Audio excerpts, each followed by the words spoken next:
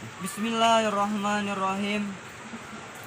Wajibu dan diwajibkan di antara kalian semua fihaqihi ta'ala mengetahui sifat-sifat Allah Ta'ala, yang mana di antara ini sifat-sifat Allah yang akan kita jelaskan mengenai tentang al-mukhalafatu lil hawadis, berbedanya Allah dengan makhluknya. Wa ma'nahu annahu ta'ala, adapun maknanya sifat mukhalafatul hawadisi yaitu laisa mimasatul hawadisi, yaitu berbedanya Allah dari sifat manusia. Jadi dalam arti yang namanya Allah itu berbeda dari manusia. Contoh kecil kita kiaskan, kalau seandainya manusia itu terdiri dari tulang, dari sumsum, dari daging, dari segala teknik, sedangkan Allah tidak menyerupai seperti itu. Sehingga para ulama menjelaskan sedalam-dalamnya tentang sifat mukhalafatul hawadis.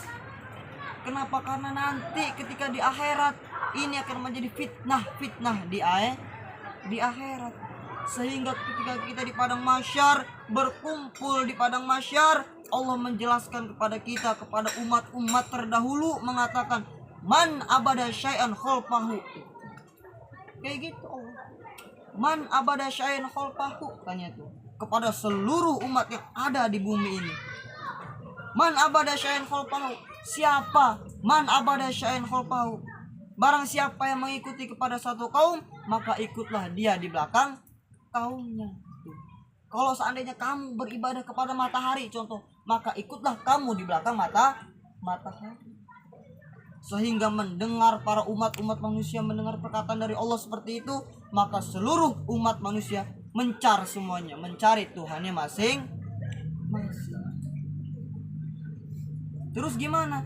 Ketika mencar itu suatu umat, tinggal satu golongan yang belum, yaitu golongan ahlus sunnah wal jamaah.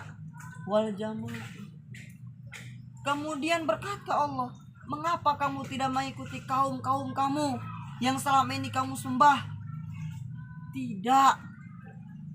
Itu belum jelas Allah. Bukan. Itu bukan Tuhanku, kata ahlus sunnah wal jamaah. Sebagaimana mereka berpegang dalam kitabnya, Al-Bajuri mengatakan sifat Allah yaitu berbeda dengan sifat makhluknya. Tuhanku bukan terdiri dari makhlukku, bukan terdiri makhluk Tuhanku mah, kata kaum ahlus sunnah wal jamaah. Kemudian Allah mengancam, mendatangkan fitnah kepada kaum ahlus sunnah wal jamaah. Datang kaum ahlus sunnah wal jamaah bergombolan jin. Kaum ahlus sunnah wal jamaah dihampiri oleh jin menyerupai terhadap Tuhan selain Allah. Kemudian berkata jin tersebut, wahai umatku, akulah yang selama ini menjadi Tuhanmu, kata si jin tersebut. Apa tanggapan kaum ahlus sunnah wal jamaah? Wahai manusia, sesungguhnya kami tidak beribadah kepada selain Allah. Tuh. Kalau kamu mah masih disebut manusia. Kenapa manusia? Karena kamu itu masih menampakkan zat kamu, sedangkan kami menyembah kepada Allah. Tidak ada zat. Husna apa? Hancur. Pertanyaan pertama. Kemudian datang lagi Allah mencoba lagi. Kemudian bertanya Allah, wahai umat-umat, apakah kamu yakin dengan beribadah kamu yang selama ini kamu sembah? Masa iya sih seseorang yang kamu sembahi, yang tidak ada wujudnya, tapi kamu beribadah kepadanya? Kan sama aja bohong. Tuhan kamu siapa dong? Monggo cek orang nama dong gitu, ngomong nama gitu. Dong gitulah inti nama. Eta Allah menginstruksi kepada umat. Bukan ya Allah, bukan, Tuhanku itu bukan seperti itu. Nah, gitu. Kemudian Allah mengantarkan apa lagi? Datang lagi dari sebelah kanannya. Manusia yang paling besar. Kumaha cenah ge? Wahai umatku, akulah Tuhan yang paling sebenar-benarnya Tuhan. Akulah yang maha tinggi, akulah yang maha perkuasa, kata Tuhan tersebut, kata jin tersebut tuh menyerupai sifatnya Tuhan. Dijawab oleh kaum kaum ahlus sunnah wal jamaah, katanya wajibu dan wajib bagi kami ya Allah untuk mempercayai bahwasanya Tuhan kami yaitu Tuhan yang bukan dari manusia. manusia. Nah, sehingga kaum ahlus sunnah wal jamaah tersebut memasuki kaum yang ahli ibadah.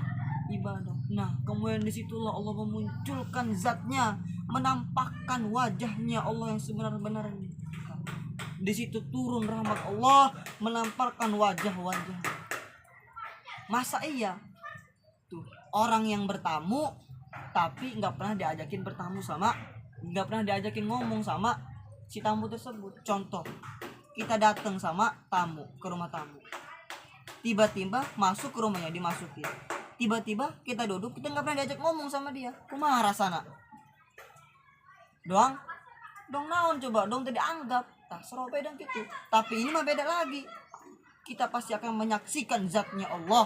Masa iya kita beribadah kepada Allah, masa iya kita tidak bisa melihat zatnya Allah?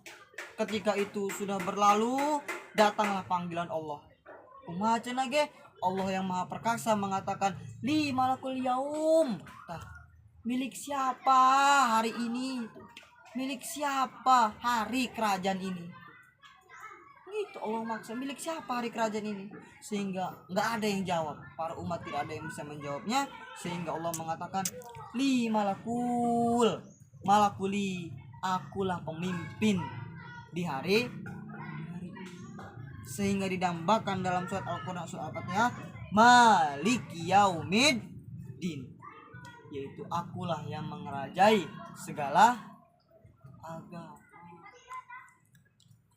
Itu saja mungkin yang bisa saya sampaikan, kurang lebihnya mohon maaf. Unzur maqala wala tanzur maqala. Assalamualaikum warahmatullahi wabarakatuh.